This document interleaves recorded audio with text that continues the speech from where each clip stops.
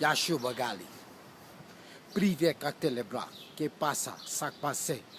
Mabule. Passe young monjune. Passe slos. Passe smithy. And young say yo. Mamara Tupara. I forgot all that rest of that shit. What's up, everybody? It's Blue. I'm in the BX. I'm on Preston Avenue on my way back to the train. I just got off the train a few minutes ago, and this African dude seen my books.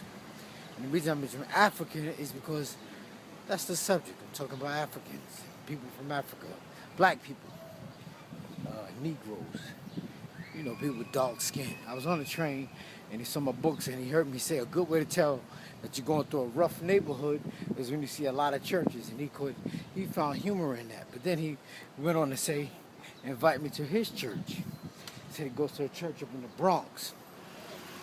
He said it's a non-denominational church. And I find that interesting that Africans would go to non-denominational. Africans, what was they going to church before they could build churches?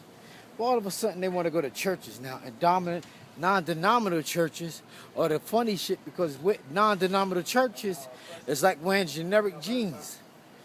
That's some bullshit, non-denominational churches. It's like you have no alliance and no allegiance with a particular religion. You just want to say I'm all over the place.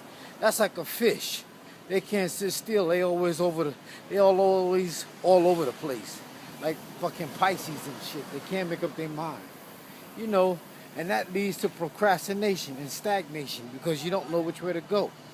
I'm not going to no non-denominational church.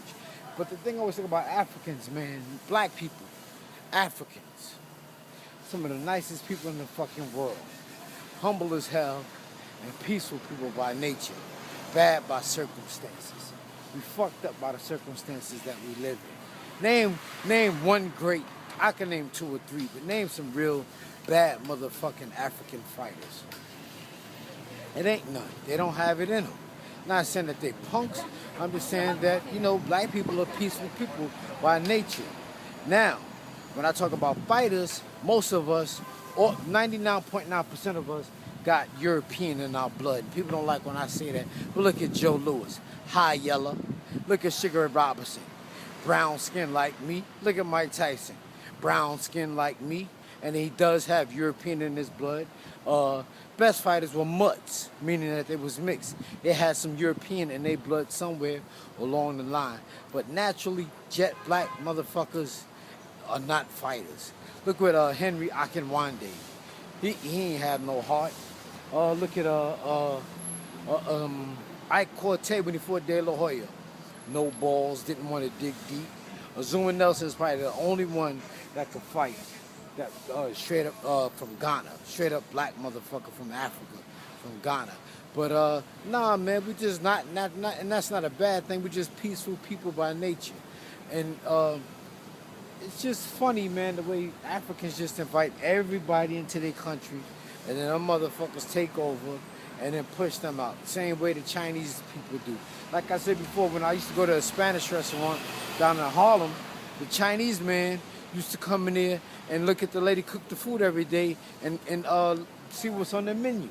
And then like a year or two later, her restaurant closed and he started cooking Spanish food. They cook Spanish food, they cook Mexican food, they cook Italian food. Chinese motherfuckers don't play. I don't know if I'm getting off the subject, but I'm just not going to no non-denominational church. Fuck that. Another thing I want to talk about is like I just saw the Church of Jesus Christ and Latter-day Saints walking through the Bronx. That lets you know that the Bronx is going to be gentrified soon.